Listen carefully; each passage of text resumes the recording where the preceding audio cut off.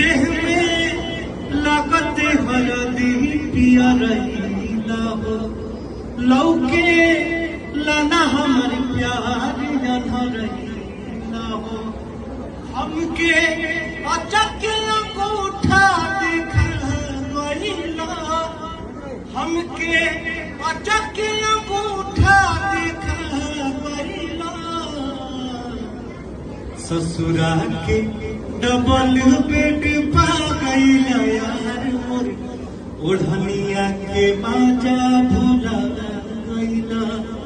ससुरा के double bed पा गईला यार मोर ओढ़निया बिछावल भुला गईला। रितेश भैया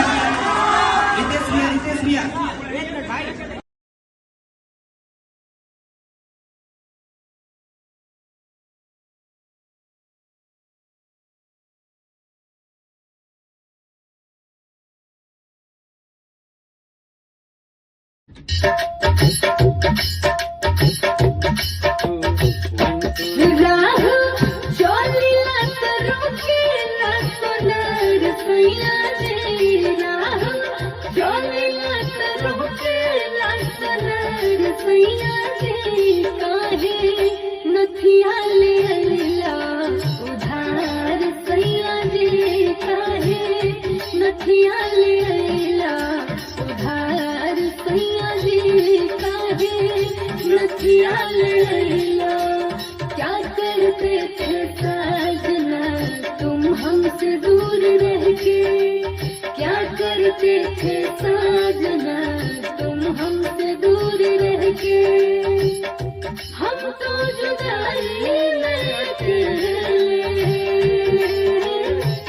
तुमको ही मांगा करते थे तुमको ही मांगा करते थे काहे नथिया लेला उधार सैया जी काहे नथिया लेला उधार सैया जी।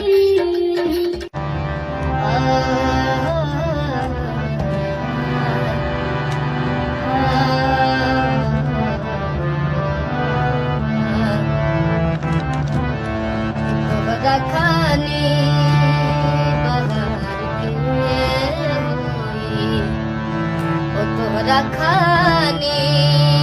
बहार के होई कि हमरा मन के सिंगार के होई तोहरा खाने बहार के होई कि रउआ हंस के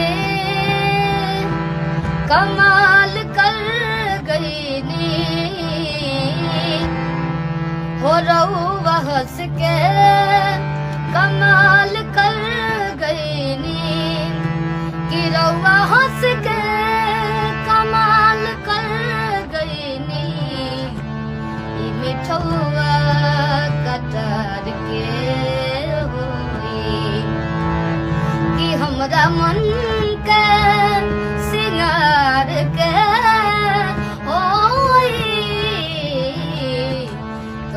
खाने एक दिन जिंदगी से हो